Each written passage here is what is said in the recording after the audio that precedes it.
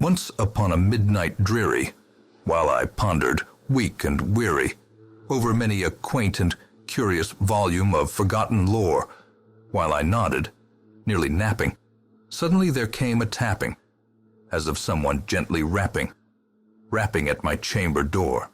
"'Tis some visitor," I muttered, tapping at my chamber door.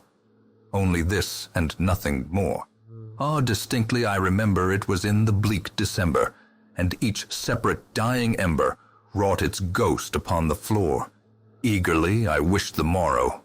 Vainly I had sought to borrow from my books surcease of sorrow, sorrow for the lost Lenore, for the rare and radiant maiden whom the angels name Lenore, nameless, here forevermore. And the silken, sad, uncertain rustling of each purple curtain thrilled me, filled me with fantastic terrors never felt before, so that now, to still the beating of my heart, I stood repeating, "'Tis some visitor entreating entrance at my chamber door." Some late visitor entreating entrance at my chamber door. This it is, and nothing more. Presently my soul grew stronger, hesitating then no longer. "Sir," said I, "or madam, truly your forgiveness I implore. But the fact is I was napping, and so gently you came rapping, and so faintly you came tapping at my chamber door, that I scarce was sure I heard you. Here I opened wide at the door. Darkness there and nothing more. Deep into that darkness peering, long I stood there wondering, fearing, doubting, dreaming, dreams no mortal ever dared to dream before. But the silence was unbroken, and the stillness gave no token, and the only word there spoken was the whispered word, "Lenore." This I whispered, and an echo murmured back the word, "Lenore." Merely this and nothing more. Back into the chamber turning, all my soul within me burning. Soon again I heard a tapping somewhat louder than before. "Surely," said I, "surely that is something at my window lattice. Let me see then what thereat is, and this mystery explore. Let my heart be still a moment and this mystery explore. 'Tis the wind and nothing more." Open here I flung the shutter, when with many a flirt and flutter, in there stepped a stately raven of the saintly days of yore. Not the least obeisance made he, not a minute stopped or stayed he, but with mien of lord or lady perched above my chamber door, perched upon a bust of Pallas, just above my chamber door, perched and sat, and nothing more. Then this ebony bird beguiling my sad fancy into smiling, by the grave and stern decorum of the countenance it wore. "Though thy crest be shorn and shaven, thou," I said, "art sure no craven, ghastly grim and ancient raven wandering from the nightly shore. Tell me what thy lordly name is on the night's Plutonian shore." Quoth the raven, "Go fuck yourself." Much I marveled this ungainly fowl to hear discourse so plainly, though its answer little meaning, little relevancy bore. For we cannot help agreeing that no living human being ever yet was blessed with seeing bird above his chamber door. Bird or beast upon the sculptured bust above his chamber door, with such name as "Go fuck yourself."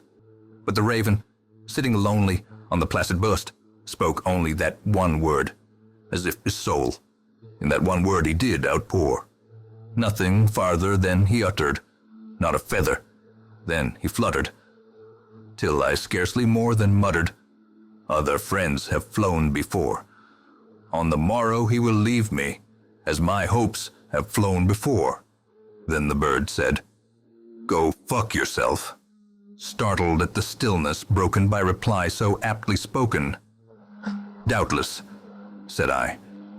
"What it utters is its only stock and store caught from some unhappy master whom unmerciful disaster followed fast, and followed faster, till his songs one burden bore, till the dirges of his hope that melancholy burden bore of, "Go, go, fuck yourself." But the raven still beguiling all my fancy into smiling straight. I wheeled a cushioned seat in front of bird, and bust and door.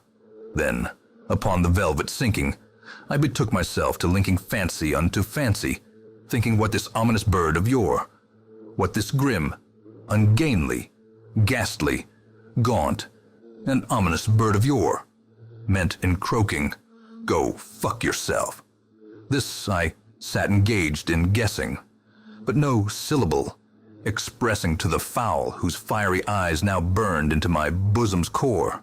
This and more I sat divining, with my head at ease, reclining on the cushion's velvet lining that the lamplight gloated o'er.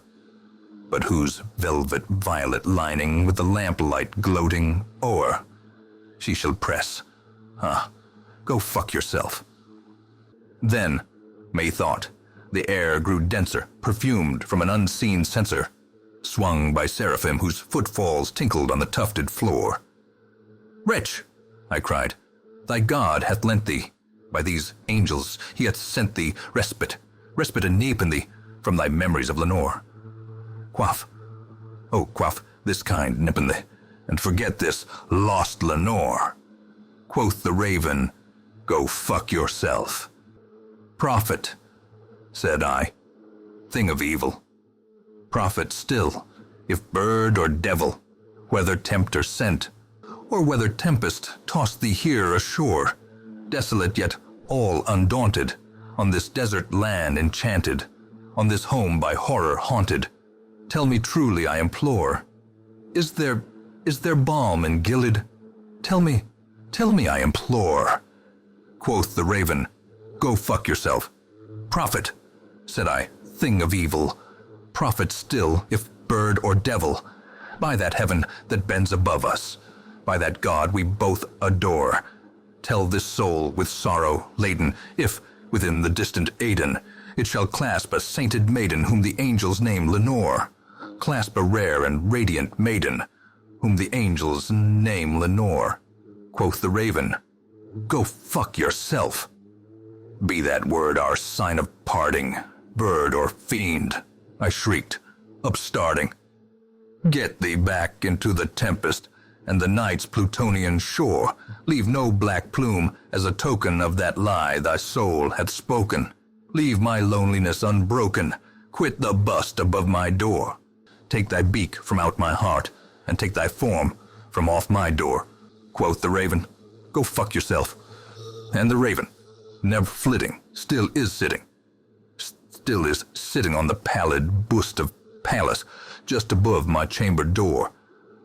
And his eyes have all the seeming of a demon's that is dreaming, and the lamplight o'er him streaming throws his shadow on the floor, and my soul, from out that shadow that lies floating on the floor, shall be lifted. Go fuck yourself.